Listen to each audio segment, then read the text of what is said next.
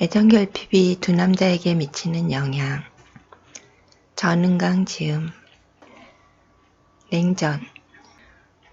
도도히 흐르는 강물을 막아 댐을 만들면 흐름을 잃은 구석진 곳의 물이 고여서 썩게 되듯이 잘 흐르던 일상에 어떤 태클이 들어오면 사이좋게 지내던 사람들의 관계도 부패하는 구석이 생기게 된다.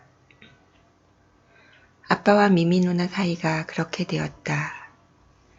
두 사람이 다투었고 다시 나쁜 사이가 되었다.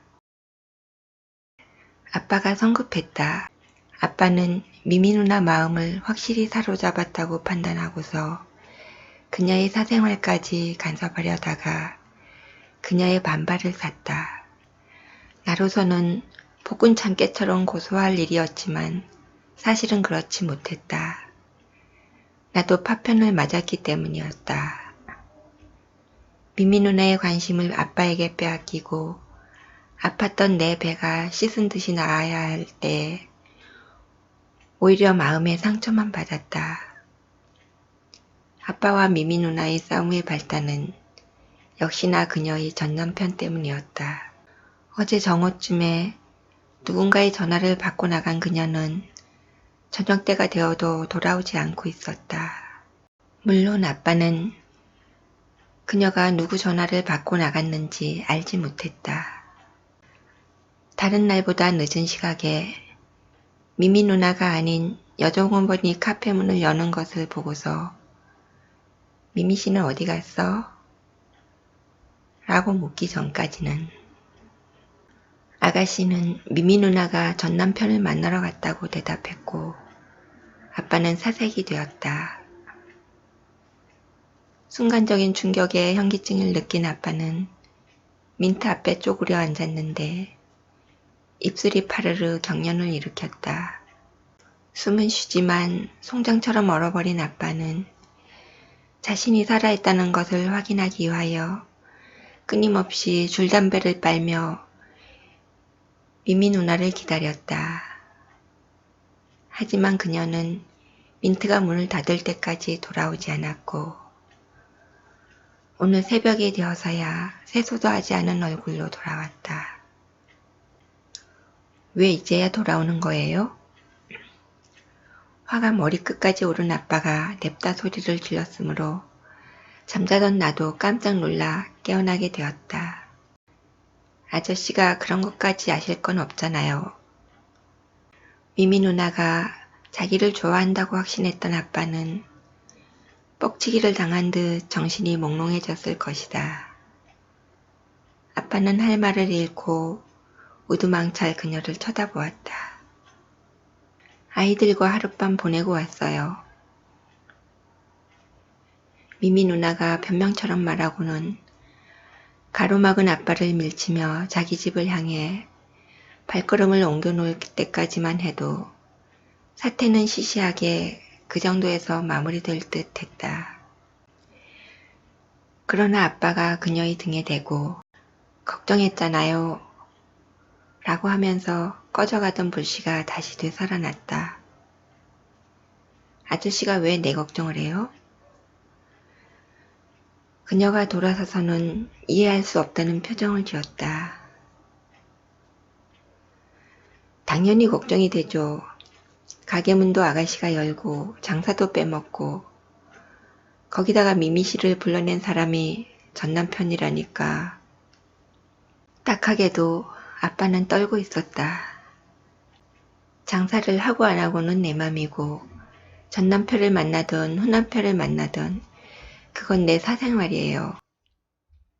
걱정하고 도와주는 건 고맙지만 사생활까지 도와주시는 건 사양하겠어요.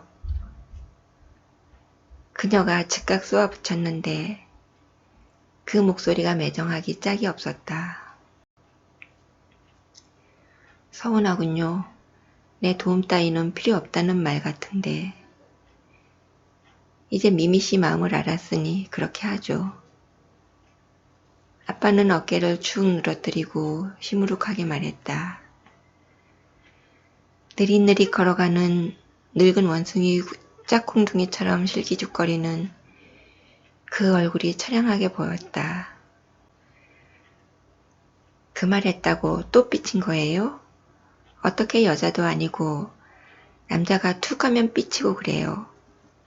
남자가 그렇게 가슴이 좁아서 어떻게 큰일을 하겠어. 아저씨, 수영은 할 수 있어요? 속이 좁아 숨을 오래 못 참기 때문에 수영도 할 수 없죠? 홧김에 한 말이겠지만 틀린 말은 아니었다. 아빠는 정말 수영을 할 줄 모른다. 나는 그 이유를 여태 몰랐는데 미미 누나 덕분에 이제 알게 되었다. 나는 창틈으로 아빠와 그녀의 싸움을 구경하면서 배시시 미소를 지었다. 이제 아빠는 정말 제대로 분명하고도 확실하게 삐쳤다. 그녀가 전곡을 찔렀기에 아빠로서도 그냥 물러설 일이 아니었다. 아빠도 미미 누나에게 한 방 먹일 차례가 되었다. 그래요. 내 가슴이 빈대 가슴이라 기생충도 숨 막혀 못 살아요. 그래서 어쨌다는 거예요. 내 가슴이 좋아서 미미 씨가 손해본 것 있어요? 그래도 벌통보다는 낫네요.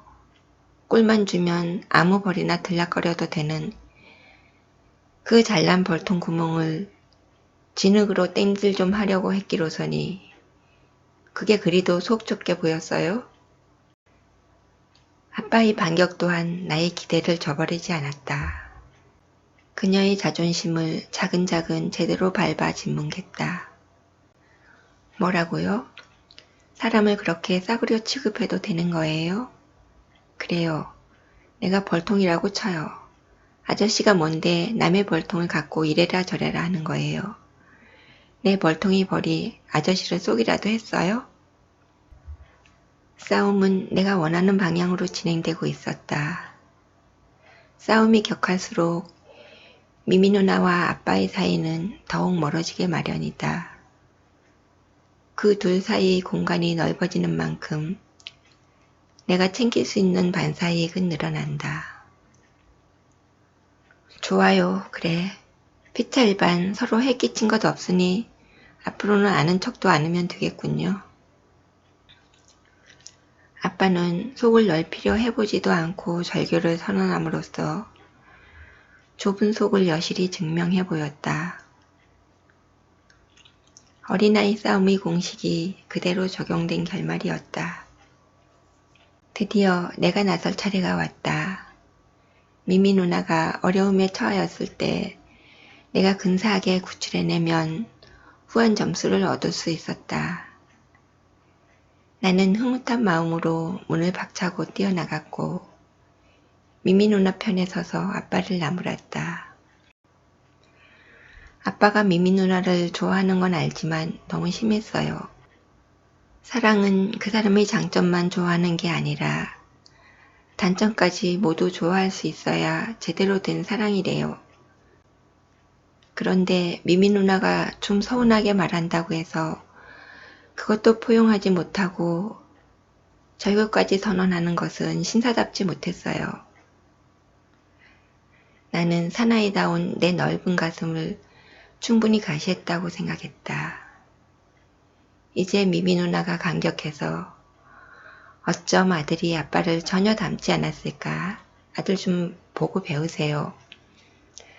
어떻게 아빠가 아들보다 못해요? 라는 반응을 보일 차례였다. 그러나 미미 누나는 전혀 뜻밖의 반응을 보였다. 넌 뭔데 끼어들어? 내까짓게 사랑을 알아? 사랑을 논하려면 가서 젖비린내나 씻고 와. 헐, 아빠와 미미 누나의 감정 싸움에 끼어들었다가 내가 삑사리를 맞았다. 지나가던 차바퀴에서 튕겨져 나온 돌에 맞아 찍 뻗어버린 개구리가 그 순간의 내 모습이었을 것이다. 나는 당황했고 실망했고 절망했다. 무엇보다도 그녀가 나를 아직 어린애로 보고 있다는 사실이 충격이었다. 내 마음을 조금이라도 안다면 어리다는 말만은 하지 말았어야 했다. 그녀는 나를 눈꽃만큼도 남자로 생각하고 있지 않았다. 울고 싶었지만 정말 어린애처럼 보일 것 같아서 울지도 못했다. 나는 미안합니다 라고 힘없이 사과했고 어깨를 축 늘어뜨리고 처량하게 돌아섰다.